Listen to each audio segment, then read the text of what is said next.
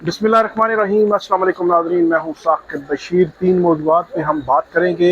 एक तो पाक भारत कशीदगी के तनाजुर में आज सुप्रीम कोर्ट ऑफ पाकिस्तान में भी एक अहम इजलास हुआ। उस इजलास के तनाजुर में और जनरली हम बात करेंगे कि ये कशीदगी किस तरफ बढ़ रही है। बड़ी मुख्तसर से इस पर जो है बात करेंगे।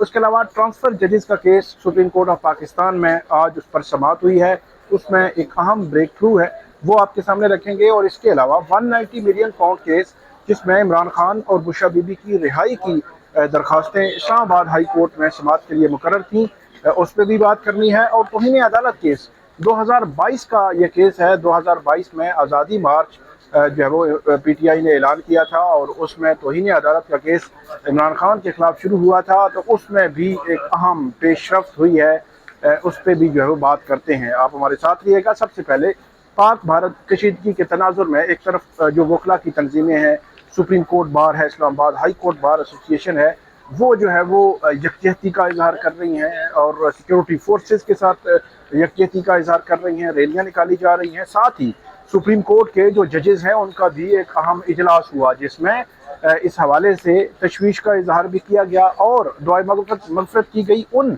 शुहदा के लिए जो हालिया भारत की जानिब से पाकिस्तान पर जो हमला किया गया है उसका निशाना बने हैं। इसके अलावा आज बल्कि रात से हम देख रहे हैं कि मुल्क के मुख्तलिफ हिस्सों में जो मुख्तलिफ ड्रोन जो है वो गिर रहे हैं, उनको गिराया जा रहा है। DGISPR ने ये तस्दीक की है कि 12 जो ड्रोन थे वो मुख्तलिफ शहरों में मुख्तलिफ जगहों पर आए, जिनको गिरा दिया गया, जिनको नकारा बना दिया गया। और इस वक्त भी हम इस्लामाबाद में मौजूद हैं तो रावलपिंडी फूड स्ट्रीट वहाँ पे भी एक ड्रोन गिरने की जो है वो इतला मौजूद है। अब सवाल इसमें यह है कि एक तो जो सिक्योरिटी फोर्सेस हैं उनको अपनी महारत से गिरा रही हैं, यहाँ पे जो है वो उसको खातर खा उसमें नुकसान नहीं हो रहा, लेकिन सवाल ये है कि इनको जो बॉर्डर एरिया है, बॉर्डर एरिया से यहाँ पहुँचने तक जो है वो बॉर्डर एरिया क्रॉस करने के बाद फौरी तौर पर जो है वो गिराया जाना चाहिए। और साथ ही भारत की जानिब से जो पाकिस्तान में जिस किस्म की जारियत की गई, दरअंदाजी की गई, पाकिस्तान के अंदर आके उन्होंने हमला किया, उसका जो डिफेंस था, नो डाउट जो राफेल त्यारा है, जदीद जंगी जहाज़ है फ्रांसीसी साख्ता, उसको पाकिस्तान ने उनको पाकिस्तान जो है वो गिराया, उनके जेट त्यारे जो है वो गिराए। नो डाउट के सिक्योरिटी फोर्सेस, एयर फोर्स और इसके लिए जो उनके लिए बिल्कुल काबिल तहसीन है उनका काम, उनकी महारत ख़ास तौर पर कि जदीद जंगी त्यारों को गिराया गया है। और ये भी खबर आई है कि जो फ्रांसीसी जो इंटेलिजेंस है उनकी जानिब से बताया गया है CNN को, इंटरनेशनल मीडिया को, बैनुल अक़वामी मीडिया को, कि इसके हवाले से ये जो फ्रांसीसी त्यारा है राफेल जो भारत को दिए गए थे उसको गिराया गया। और ये पहली दफ़ा हुआ है कि कोई राफेल जो है गिराया गया है। तो इस लिहाज से पाकिस्तानी जो फोर्सेस हैं, एयरफोर्स है, उसकी जो महारत है, नो डाउट वो जो है वो उसके हवाले से बिल्कुल उनको जो है वो दाद देना बनती है। साथ ही अब जो नेक्स्ट स्टेप है वो यकीनी तौर पर वो ये होना चाहिए कि भारत ने पाकिस्तान में जो इंटरनेशनल बॉर्डर है उसको क्रॉस किया है, गैर कानूनी तौर पर क्रॉस किया है, जो वर्किंग बाउंड्री है उस पर खिलाफ वर्जी की है, LOC पर जो है वो उसकी खिलाफ वर्जी की है।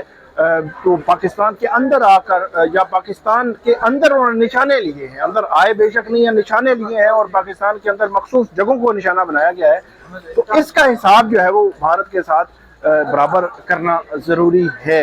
अब देखना यह है कि हुकूमत की जानिब से इस हवाले से क्या इक़दामात उठाए जाते हैं। अब आते हैं हम वापस जो अदालती खबरें हैं उन पर।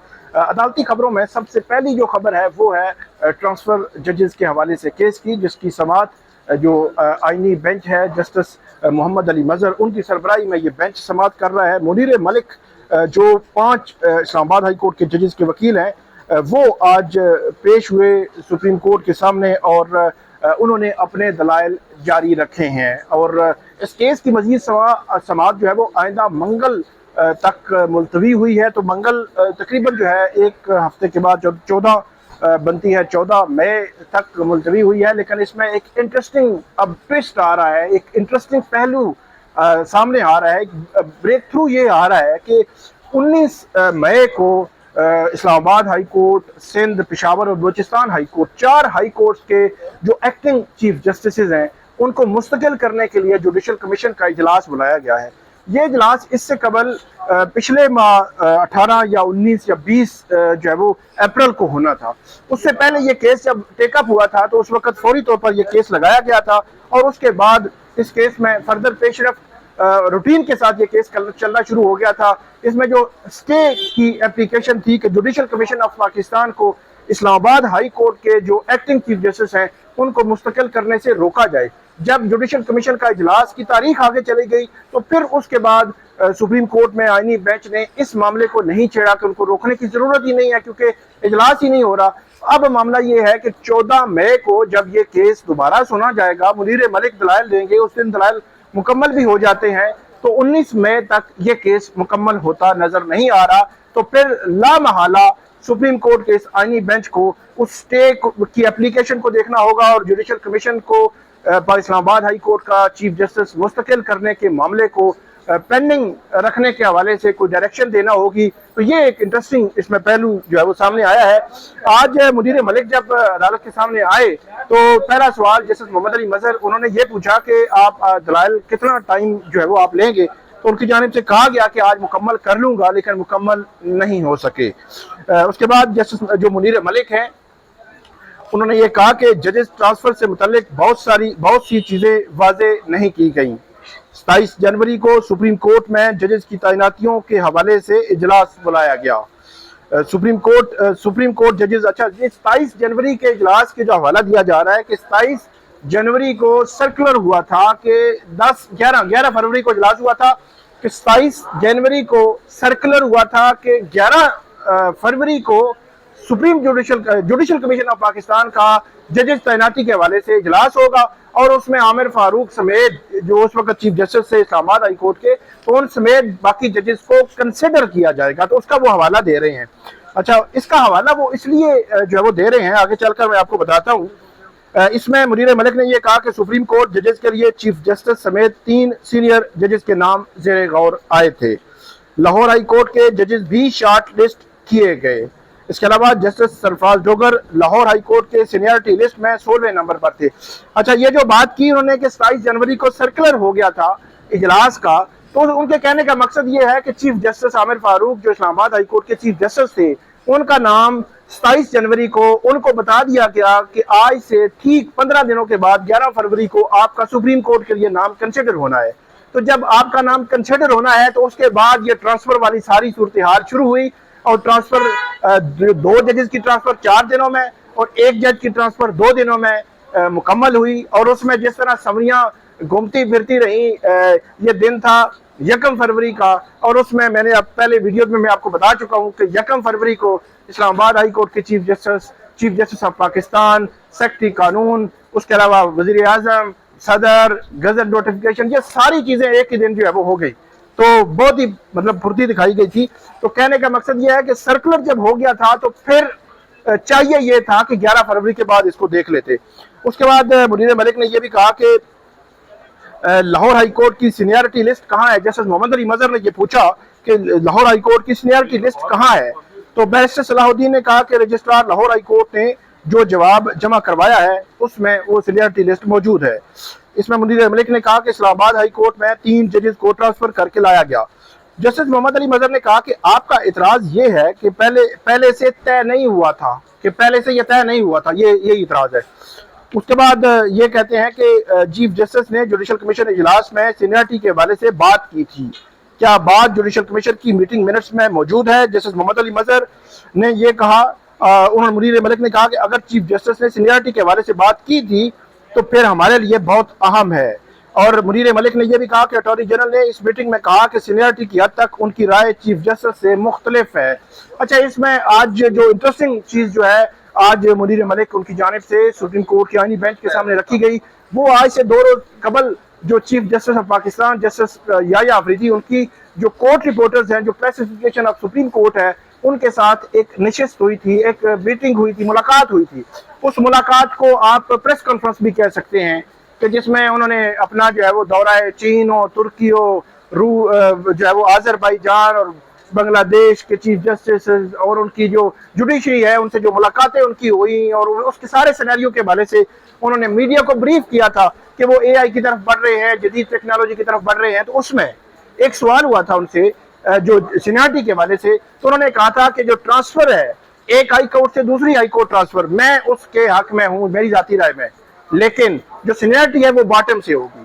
تو یہ بہت امپورٹنٹ پہلو ہے کہ سینیارٹی باٹم سے ہوگی۔ یہی موقف ہے اسلام آباد ہائی کورٹ کے 5 ججز کا جو سپریم کورٹ کے سامنے ہے، اور یہی ایکچولی جو بات کی جا رہی ہے کہ جو سینیارٹی ہوگی وہ باٹم سے ہوگی، کہ اگر جیسے سرفراز جوگر لاہور ہائی کورٹ سے 15 نمبر پر آتے ہیں تو یہاں پہ اسلام آباد ہائی کورٹ میں اگر 7 جج ہیں تو 8ویں نمبر پہ ان کی سینیارٹی آئے گی، نہ کہ پہلے نمبر پہ۔ تو چیف جسٹس شاہی آفریدی نے اس کو سپورٹ کیا۔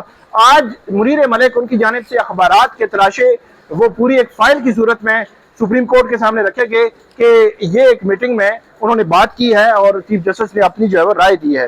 اس کے بعد منیر ملک نے کہا کہ جو جس وقت جسٹس سرفراز ڈوگر کو ٹرانسفر کیا گیا لاہور ہائی کورٹ میں 33 ججز تھے۔ منیر ملک نے یہ بھی کہا کہ کیا تمام ججز کو ٹرانسفر ہونے کا موقع دیا گیا اور کیا اتفاقیہ طور پر جسٹس سرفراز ڈوگر کو ٹرانسفر کے لیے چنا گیا۔ جسٹس سرفراز ڈوگر کا ٹرانسفر اتفاقیہ نہیں، سوچی سمجھی منصوبہ بندی سے ہوا ہے، منیر ملک نے یہ الج کیا۔ جسٹس صلاح الدین ببر نے کہا کہ آپ کا اعتراض جسٹس سرفراز ڈوگر کی ٹرانسفر پر ہے، تو اس پر منیر ملک نے کہا کہ یہ ٹرانسفر اسلام آباد ہائی کورٹ پر قبضہ کرنے کے لیے کی گئی اور جو ججز ٹرانسفر کے وقت سینیارٹی کے معاملے کا چیف جسٹس سے مشاورت نہیں کی گئی۔ منیر ملک نے کہا کہ چیف جسٹس پاکستان نے بھی کہا کہ ان کے مطابق ٹرانسفر ہونے والے ججز کو سینیارٹی میں سب سے نیچے ہونا چاہیے۔ کیا چیف جسٹس پاکستان نے یہ رائے جوڈیشل کمیشن میں دی؟ یہ جسٹس محمد علی مظہر نے پوچھا، تو جسٹس محمد علی مظہر نے یہ بھی کہا کہ کیا جوڈیشل کمیشن کی اجلاس کے جو میٹنگ منٹس ہیں اس میں درج ہیں؟